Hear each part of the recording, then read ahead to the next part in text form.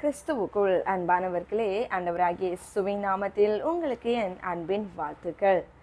இந்த நாட்குரிய சத்தியம் ஏசாயா 54ஆம் அதிகாரம் அதனுடைய 17வது வசனத்திலே வாசிக்கின்றோம். உனக்கு விரோதமாய் உருவாக்கப்படும் எந்த ஆயுதமும் வாய்க்காதே போகும். உனக்கு விரோதமாய் நியாயத்தில் எழும்புகிற நாவை நீ குற்றப்படுத்துவாய்.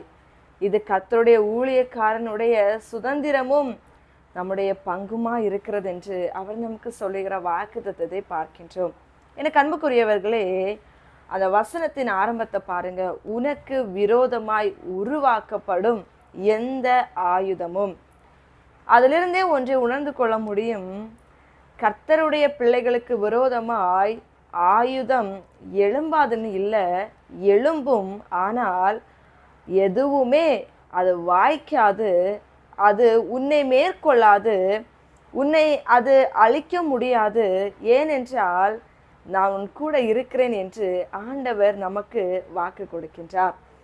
இன்றைக்கு கர்த்தரை ஆராதிக்கிற பிள்ளைகளுடைய வாழ்க்கையில சத்ருவானவன் எதிராக எழும்பி நின்று ஒரு ஆயுதத்தை போல நமக்கு காயங்களை உருவாக்க, நமக்கு தோல்விகளை ஏற்படுத்த, நம்முடைய பெயர் இந்த பூமியில இராதபடிக்கு போக செய்ய, எப்படியாகிலும் நம்மை முற்றிலும் தோற்கடிக்க வைக்க வேண்டும் என்கின்ற ஒரு சூழ்நிலையில ஏதோ ஒரு ஆயுதத்தை அவன் உருவாக்கி கொண்டே இருக்கலாம்.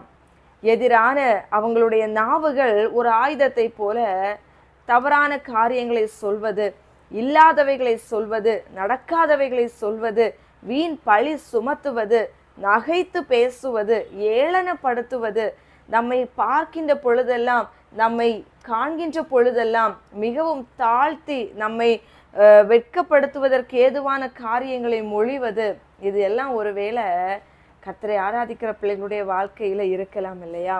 நிச்சயமாக. ஆனால் ஒன்று மட்டும் உண்மை, இந்த காரியங்கள் எல்லாமே நம்ம வாழ்க்கையில எதிராக வருகின்ற பொழுது ஒன்று நீங்க உணர்ந்து கொள்ள வேண்டும். சத்ருவே, நீ எனக்கு விரோதமாய் எழும்பி நின்று எப்பேற்பட்ட காரியங்களை செய்தாலும் வெற்றி உனக்கல்ல, அவரை ஆராதிக்கிற பிள்ளையாகிய எனக்கு என்று எப்பொழுதும் ஒரு தைரியத்தோடு கூட வாழுங்க. சத்ரு ஒரு பிரச்சனையை கொண்டு வந்த உடனே, ஐயோ எனக்கு பிரச்சனையை உருவாக்கிட்டாங்க, எனக்கு இனி எல்லாமே முடிந்து விட்டதென்று அழாம அந்த இடத்துல கர்த்தருடைய பிள்ளையாகிய நீங்க தைரியமா இருக்கணும். என் அப்பா உலகத்தை படைத்தவர் என் கூட இருக்கும்போது இந்த கோலியாத் என்னை அழிக்க முடியுமா? இல்லை இல்லையா?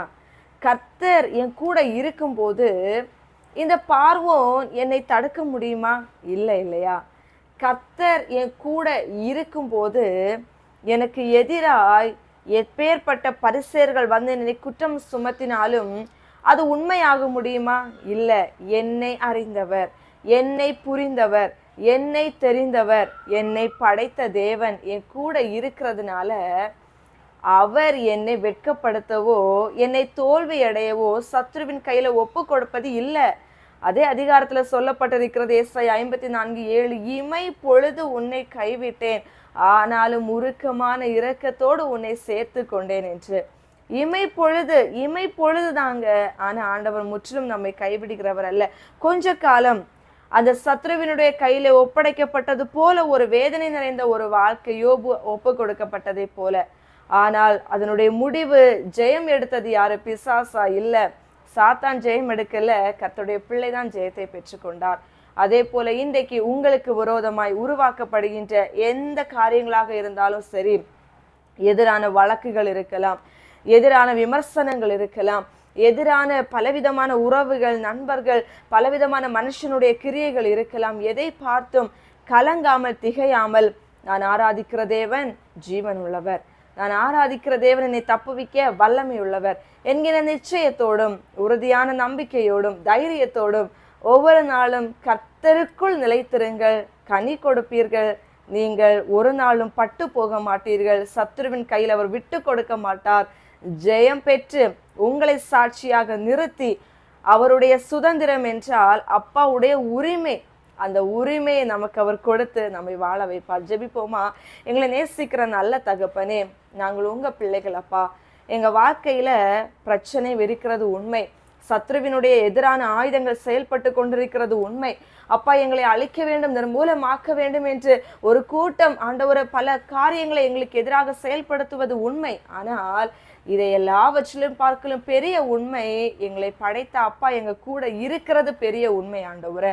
ஆகையினால் நாங்கள் அதை அறிந்து கொண்ட நாங்கள் இதை குறித்து கலங்கி எங்களுடைய முடிவு இதென்று நோக்கி பார்க்காமல், முடிந்ததில் துவக்கத்தை உருவாக்குகிற தேவனிடத்தில், இல்லாததை இருக்கிறதாக பேச சொல்லி அழைக்கிற எங்கள் தகப்பனிடத்தில் எங்கள் வாழ்க்கையை ஒப்பு கொடுத்து அர்ப்பணித்து தொடர்ந்து ஓடும்படி, உங்க பலத்தாலே நாங்கள் சகலவற்றையும் மேற்கொள்ளும்படி, உங்க சுதந்திரத்தை எங்க வாழ்க்கையில நாங்கள் பெற்றுக்கொள்ளும்படி கர்த்தர் எங்களுக்கு ஒவ்வொரு நாளும் பலன் தாருங்க.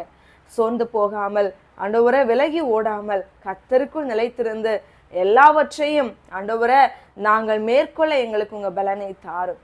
உங்க கரங்களுக்குள் எங்களை ஒப்புவிக்கிறோம். இயேசுவின் நாமத்தில் ஜெபிக்கிறோம் நல்ல பிதாவே, ஆமென். God bless you.